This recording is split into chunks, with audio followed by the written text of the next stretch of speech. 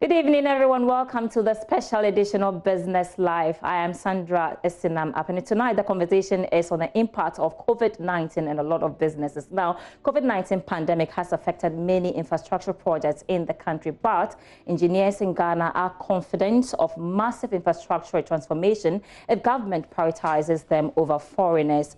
As the borders remain shut, President of the Ghana Institute of Engineers, Alex L.C. Aye, tells Charles Aite government must look within. We have the details in this interview. The impact of the coronavirus pandemic across the world has been very massive. We have seen with the lockdown measures and the various restrictions across various countries worldwide. Here in Ghana, the burden of being dependent has been very, very huge on us, as government would have to provide economically and socially amidst closed down borders across the world.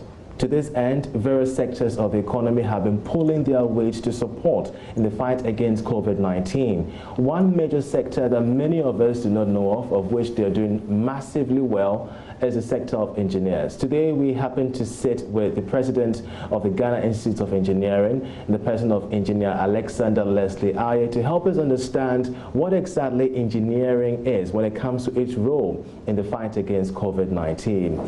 Engineer, many thanks for your time and welcome to the program. Thank you. So, as I stated earlier on, COVID-19 has caused disruptions worldwide, and various sectors of the economy, everyone is pulling his or her weight to contribute against the fight, against COVID-19. What has been the contributions of engineers, the Institute against COVID-19 in Ghana?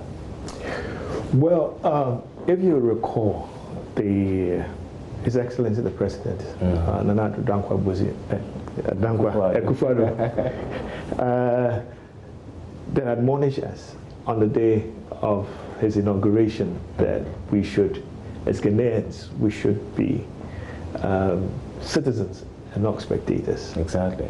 So when this COVID thing, in the advent of the pandemic, and we decided that, hey, what can we do about this? Because we need to do something about it. And as engineers, we began to trade ideas. We thought about all sorts of things. They set up a COVID fund, and we're wondering whether our role is just to put some money in there, and then they can carry on with it. But, people thought about this in various ways, and we said, hey, first thing, let's do this thing on two fronts. The first one was our thinking that what would be the most likely place where this thing would spread. And the women in engineering, they have been fabulous. They came up with a solution. They said, well, if you look around, where people congregate, even at short intervals, and whether short or long intervals, it's a market. And it's a market because it's a place where people have to eat. So you need to replenish your stock. So you need to go to the markets to get all kinds of things. So that is a likely place where this could spread. So they decided that, well, let's look at the market and see what engineers can do to curb this thing. So they looked at the market and came up with some solutions. And there were two. They had a short-term and then they had a long-term solution to the situation in the markets. I don't know if you have visited the markets. I do. Personally, on the weekends, I do the marketing. I go to Malata and get the foodstuffs. I get the plantain and get the crabs and get all kinds of things. So I knew what they were talking about, and so they made a proposal, and of course you can't just go into the markets and start ordering people around. So it was presented to the Minister of Sanitation because they noticed so many things that could be corrected in the market to help keep the spread. So they did that. And whilst they were doing that, and whilst we were trading ideas, the built environment, that comprises of the architects, we had a call. They called me and they called the executive director. And we did a virtual meeting. And we started thinking about all sorts of things. You know, the first thing is to take care of the areas where there's likely to be a spread. And the second thing was to look at, in the unlikely events that people got ill, where would they be? In the hospitals. So we asked ourselves, yes, what can we do as engineers to help the hospitals be able to cope? Because we had heard about what was happening in Italy and heard about what was happening in Spain, that they said the most vulnerable group were those who were above 60. So if somebody was above 60, the person didn't need to go to the hospital, or he could just stay at home or something, because the hospitals were, so to speak, were full. So what could we do to the hospitals to make sure that this was kept at the minimum? People who unfortunately got passed on, kept at the minimum. So we decided to look and see whether we could do a temporary shed or do something just to make sure that we could help the situation in the country.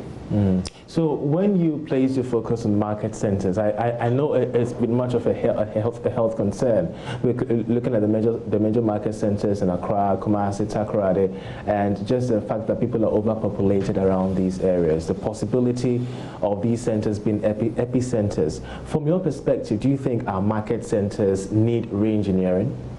Definitely, they do. There are many places.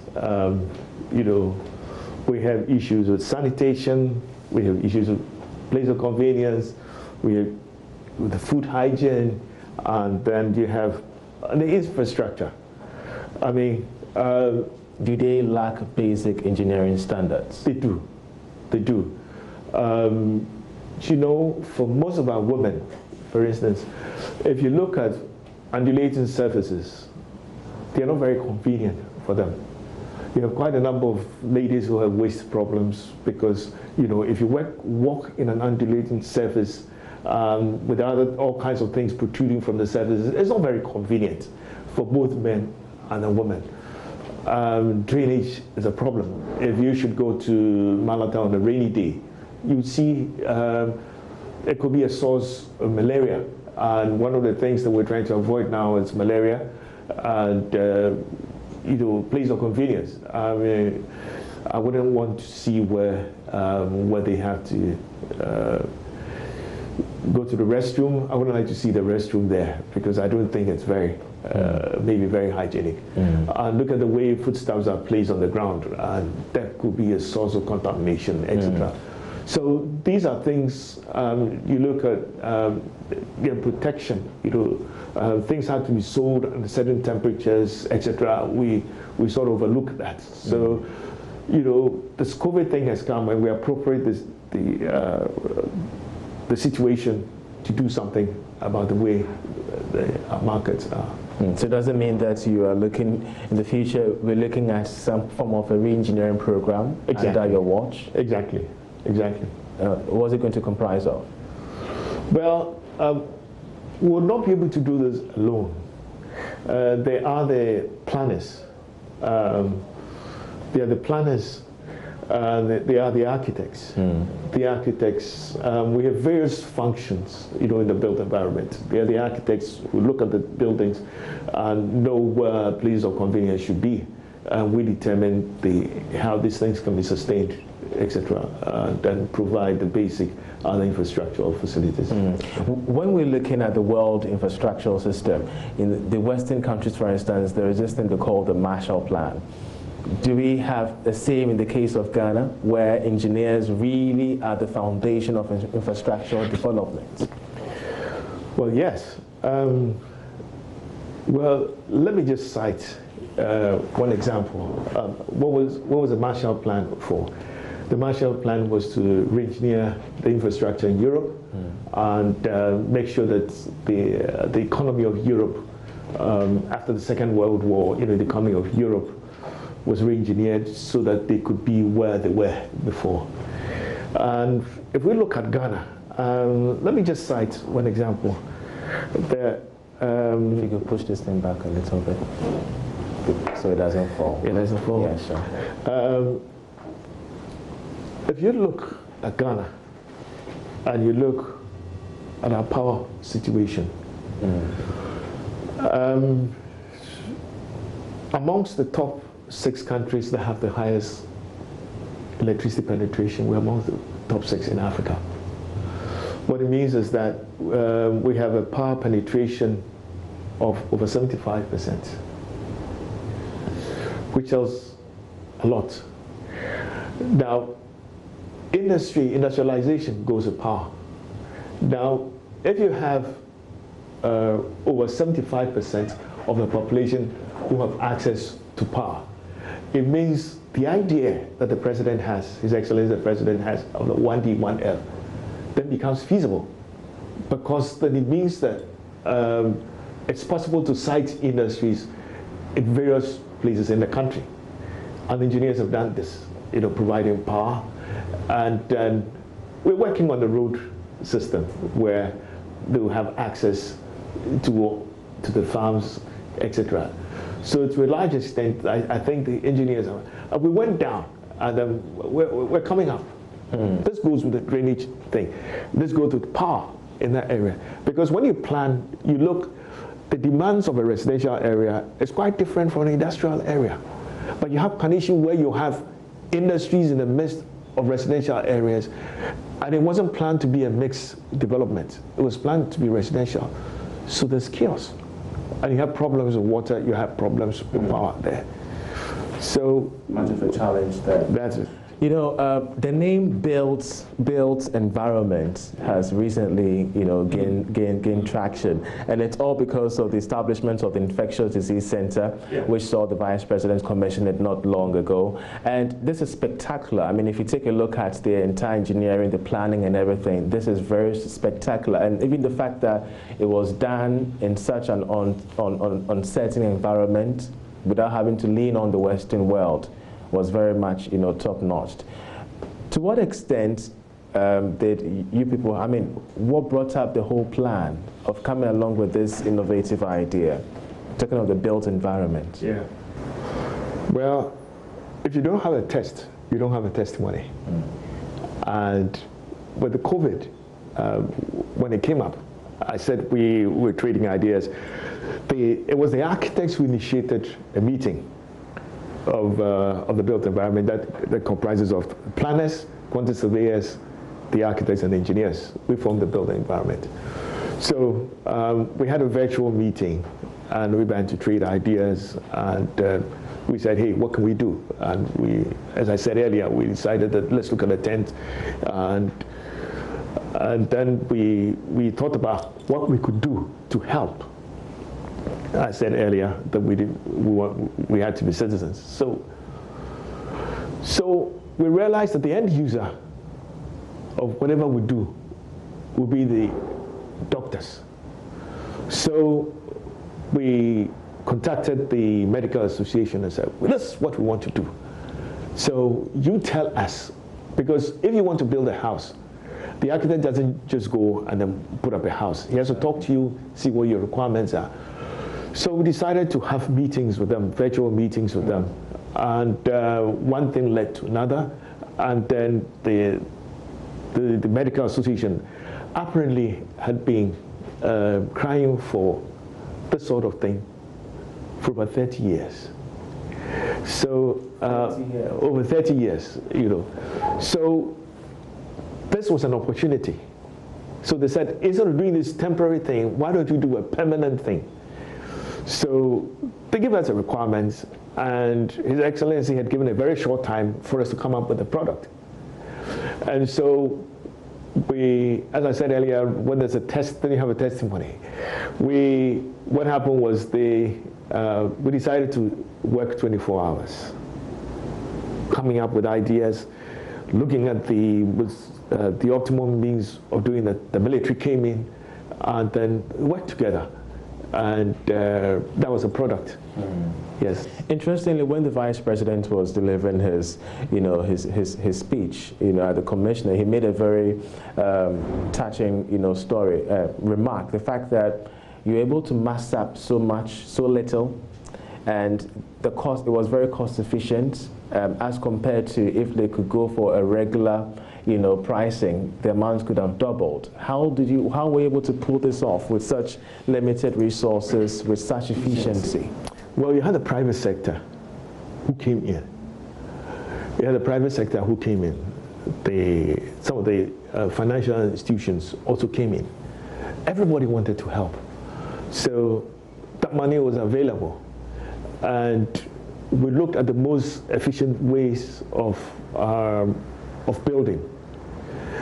And as I said, the normal procedure is to do the design, look at it, see what corrections that can be done before you invite bids for a contractor to come in, etc.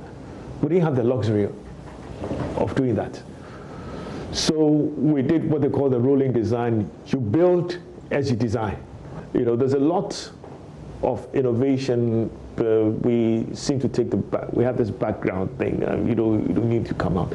A lot of these young people are doing some fantastic things, and which will help Ghana leapfrog into the community of big boys. Do you feel left behind as as a community of engineers? Do you feel left behind when it comes to government or Ghana's developmental agenda? Because time in and time again, we keep seeing the foreigners come over, determining the plan of specific structures and everything. We see the Chinese coming over, we see the Europeans. Do you feel left behind as the Indigenous Engineering Society of Ghana? Well, sometimes we do. And we've had 2 meetings with His Excellency the Vice President, and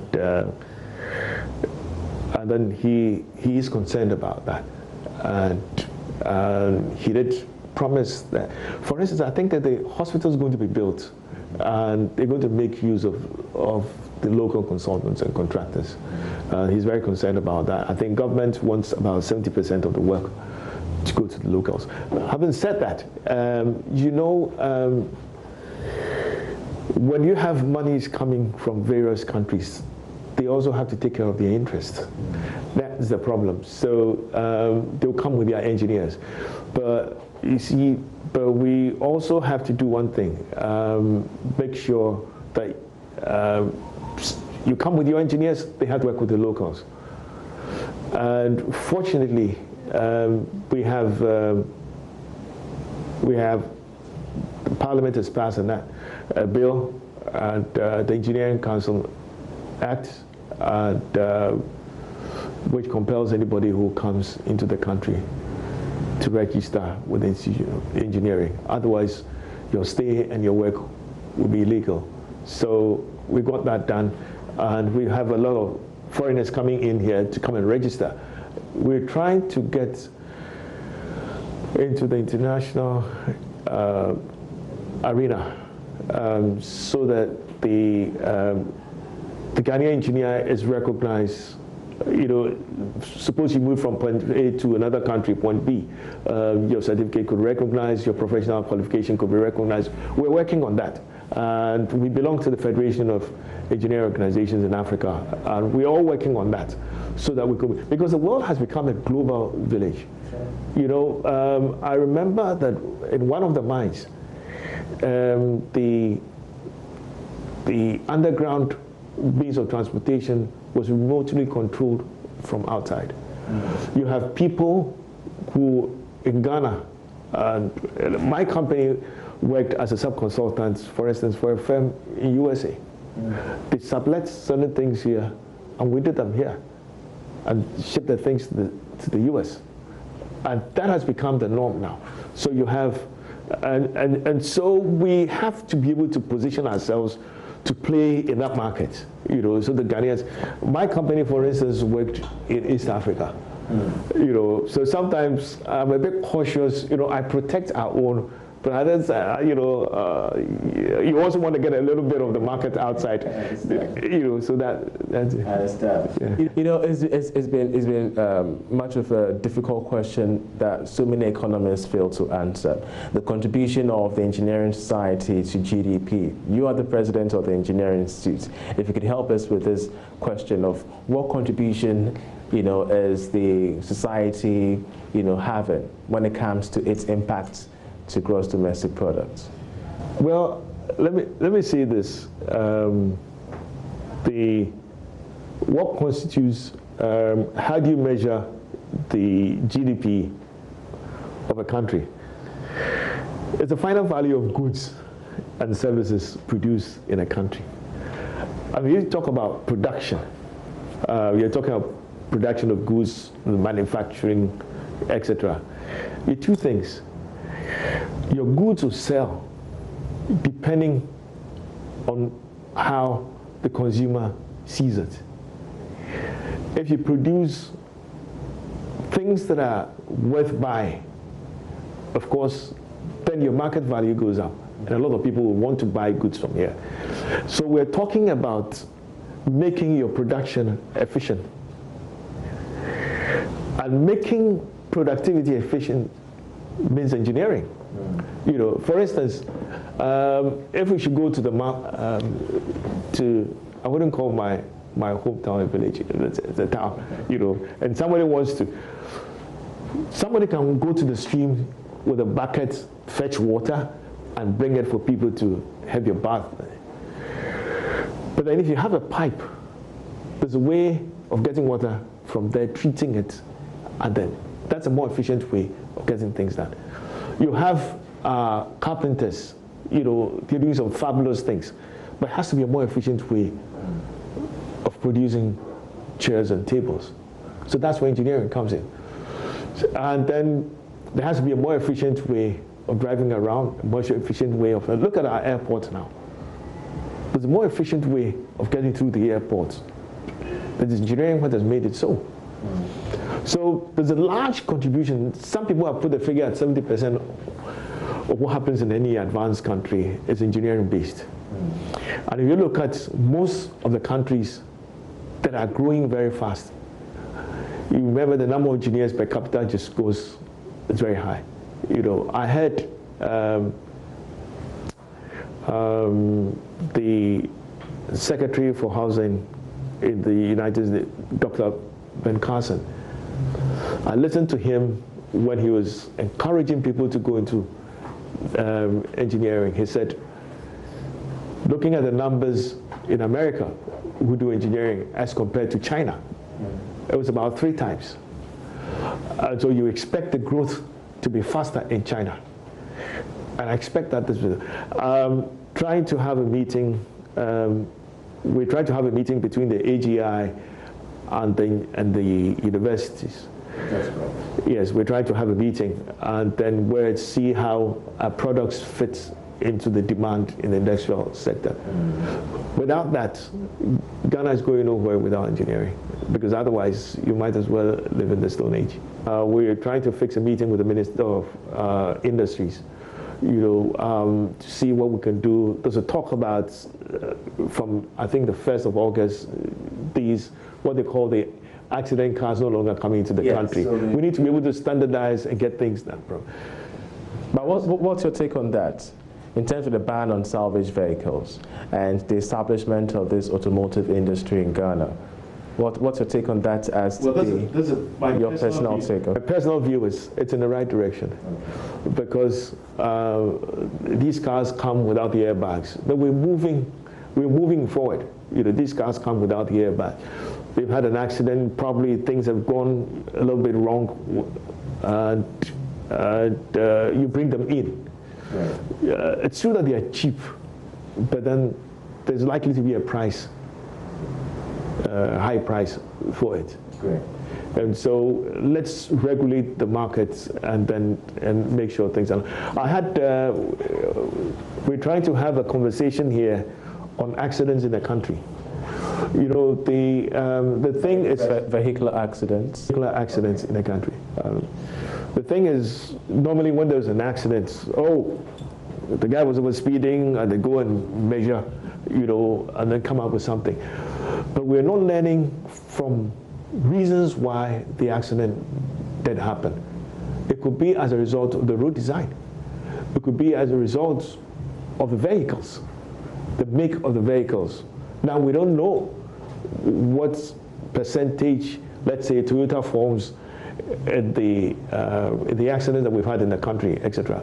We need to know these things so that we can get policies, we can formulate policies and regulate the kind of cars that come. And ask the manufacturers also, look, tweak this thing a little bit because this is the situation in the country. Just before we end this particular interesting discussion, I want to find out from you some of the key reforms that you are going to be rolling out, or if you've already rolled out during your presidency, and if you could situate them around COVID-19. I believe each and every industry is coming up with specific reforms during these uncertain times. If you could help us with some reforms that the presidency, your presidency, is coming up with for engineers. Once again, if you could help us with what your achievements over your tenure as president. You're still president though, but your achievements over the past years, and some of the reforms that you're coming up with, or you've already come up with, especially if you could situate them around COVID-19. Well, we usually build on what our predecessors have done. And we had hoped that with the new engineering constitution where we're bringing the artisans in, we had hoped to have gotten a number of them in at this time. We had hoped to have had seminars. Charles Aite in that interview with President of the Ghana Institute of Engineers, Alex Aye, and a lot, they've been speaking about a lot. But that's how we wrap up for the special edition of Business Live. Back at 7 p.m. with the business news on Joy News. My name is Sandra Esinam. And log on to myjoyonline.com/business for more business news updates. But up next, it's Focus on Africa.